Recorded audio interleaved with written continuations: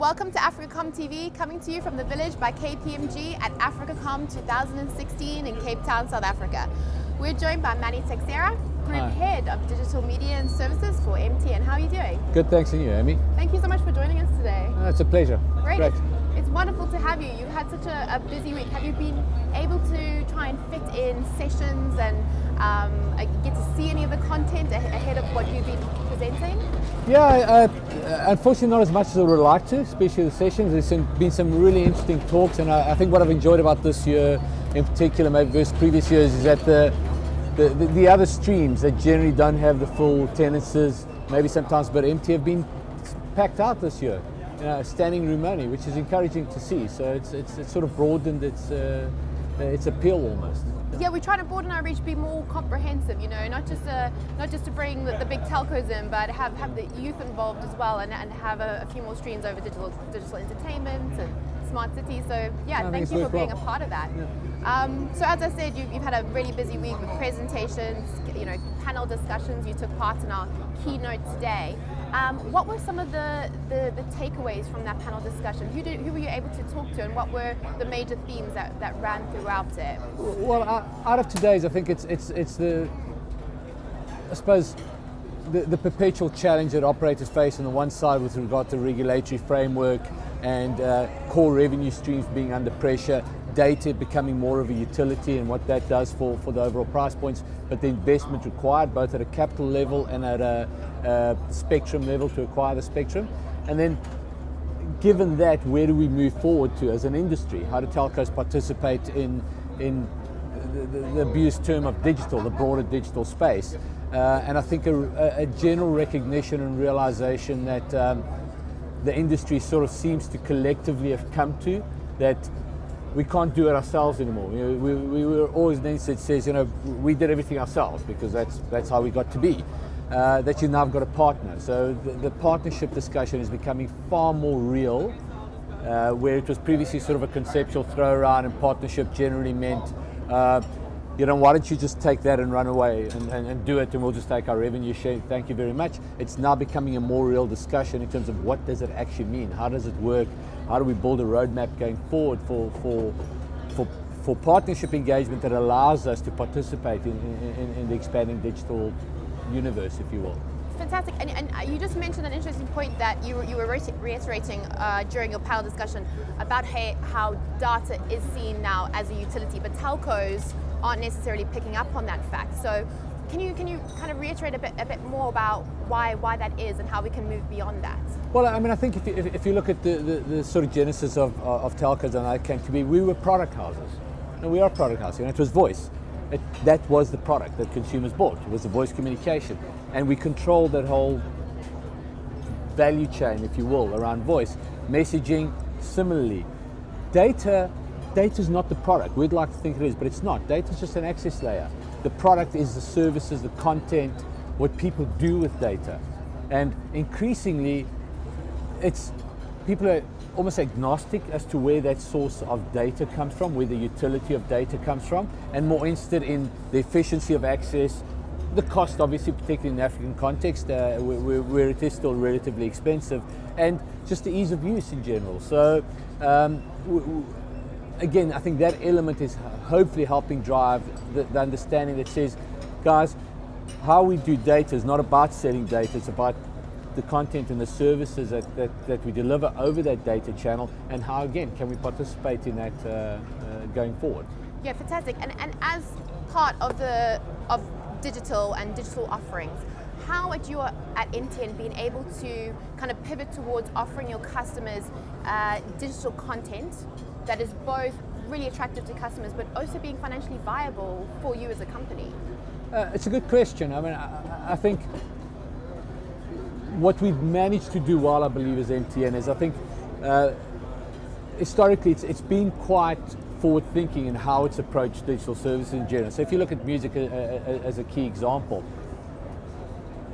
we've become it's probably the largest single music distributor in Africa when it comes to digital music, and it was driven actually from a consumer need that we managed to sort of identify and put a mechanism in place to deal with it, and that really came from local content. We believe very strongly drives most consumption patterns. And if you look at the Nigerian example, we had a very strong local music industry that was struggling to monetize. They faced piracy issues, they faced monetization issues, and they didn't really have a distribution mechanism.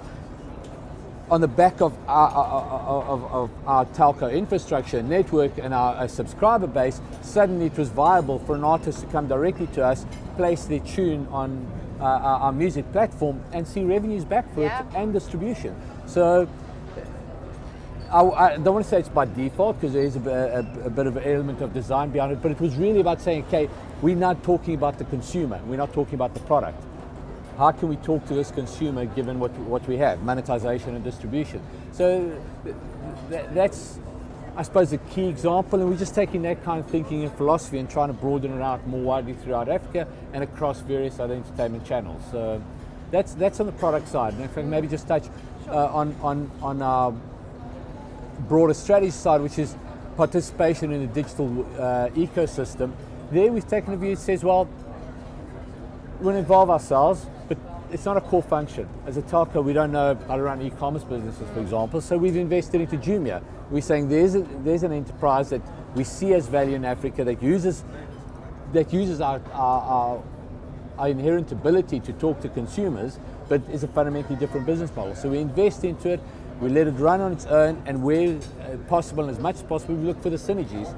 And you have two companies talking to each other on an arm's length basis, say what works for us commercially from a reality point of view, and that's working very well for us. So, That's exciting, and I really wait to see how those kind of mindsets change and develop in recent years. And because we're just, the fact that there's more smartphones on this continent than people to every degree, and connectivity is growing and developing at every second of every day as new inventions and innovations are introduced. We wait to see what happens in that space. You also took part in our AHUB sessions with regards to the collaboration between telcos and our startup community, our ecosystem. What is the state of that partnership or that collaboration, do you feel, at present in the region? I think it's starting well. Okay. And by that I mean, if you look at where our involvement is at the moment on the Tech Hub, on the sort of hackathon type of events, on the entrepreneurship challenge, what we're doing is creating a bit of a buzz and a bit of environment around saying, hey guys, if you've got interesting propositions, enter one of our challenges, come to our Tech Hub and present it to us, talk to us about it. And in that, if you will, incubation phase, it's not a full-blown incubation phase, but in that phase, we start in the process. So we're saying here's an entry point, and here's something that allows you to consider whether we can add value to you and how you can add value to us. And in that regard, we've got an API platform that exposes the traditional core network services, access to our consumer base, billing, subscription management, etc. And it's something that, as a separate stream, we're going to keep evolving and growing. But when it comes to actual startup space, we've got the starting process right. What we've got to start working on increasing is say, okay, so here's a couple of propositions that make sense, that add value to us as an operator and that we can add value to.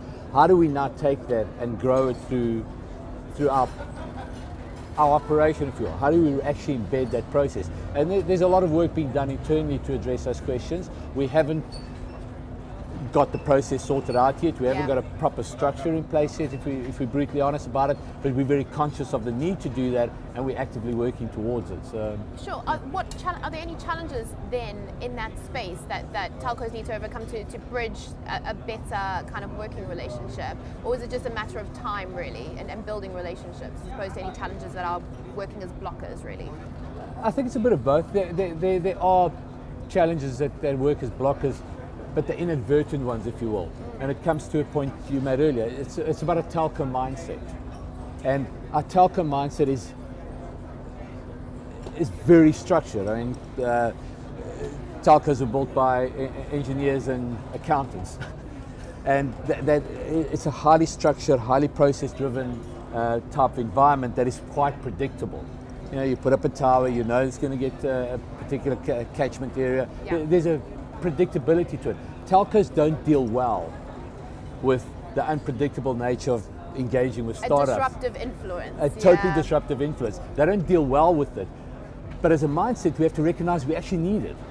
So what's driven our biggest, the general theme around OTTs, eating our lunch, all the rest of it, if you look at the key element that drove that mindset was telcos come from this very structured, very regulated, very defined operating environment, highly process driven.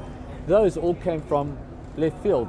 There's a great term coined by the GSMA called permissionless innovation, and that's exactly what it was. So your WhatsApps, your Ubers, your Airbnbs didn't need permission from operators, from regulators, from anybody. They just did it. And we've got to bring some of that mojo into our own thinking. And that it's a time thing. I think it's a time thing, and it's populating telcos with non-telco people. Hopefully I'm an example of that. I'm not a traditional telco. So you can bring out external friends. We're a mature industry now, and I think sometimes we've forgotten that. Yeah, we still, And how do you think APIs can work in bridging that divide between telcos and startups, do you feel? I think they've got a very crucial role to play and an easy entry point, if you will, for somebody who's trying to say, okay, so here's MTN, can I talk to your consumers? Can I bill through you? And it's there, that's what an API is there to do. Say, well, here's how you can talk to our consumer. Obviously there's a couple of criteria you have to qualify for, but yes, you can talk to the consumer, yes, you can subscribe them to a service and you can manage that subscription, and yes, you can bill for it where there's value attached to it. That's critical, and it needs to be universally accessible, which is what we've done, and it needs to be easily available and accessible, which again is what we've done. So we deal with 233 million consumers on our consumer side. On the supplier side, as I imagine you can appreciate, every big telco has got queues of people around the block trying to sell something to us, talk to us about something, and that's not generally practical if we're talking about trying to deliver services to our consumer base. So you need to put this API layer in between to allow some of the predefined processes to be exposed. So, great. Yeah. And just to end then, if you had a crystal ball and you can envision what the space would look like with regards to digital services, digital service delivery, what do you think the region will look like in, say, the next 2 to 3 years with regards to the uptake for digital services and what we'll be seeing? We're actually very excited about it. So in terms of what will it look like, I think we expect the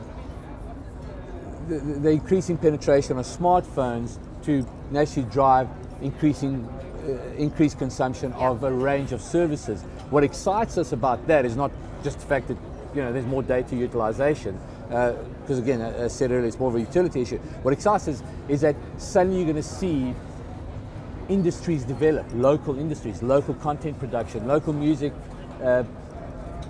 being exposed, creating its own commercial ecosystem, which has traditionally been difficult to achieve with some services. We expect to see the app space, the gaming, the local gaming space, which doesn't really have a space in Africa. There's no local African gaming initiatives, if you will. We expect to see those kind of things emerge, because for us, as a global operator, when we partner with somebody, for example, content, we're looking for somebody who can deliver a global scale solution, but with local execution and local plays. And if I have to say what's our bet in terms of those additional services, it's about creating these local experiences throughout the region. So it's not about taking, to use an arbitrary example, in Netflix and making it available to everybody. It's making localized versions of Netflix available. The best version, the best South version African version of Netflix, etc. For South Africa, exactly. Yeah. So, and through that, increasing. I mean, I come from a media background. Is maybe it's a bit old school, but sometimes we still surprise ourselves at the quality of our content, the quality of production that is emerging in music, for example, that's emerging on video, and the tool sets that are now more easily available and accessible, combined with the fact that it's easily to distribution is now easier, is creating that. And we see a great role in fostering that. So yeah, we're excited about it. Well, yeah, it's an exciting time, I think, for everybody involved. Thank you so much for joining us, Manny. We appreciate absolute it. pleasure. Thank you very much. Thank you very much. Good.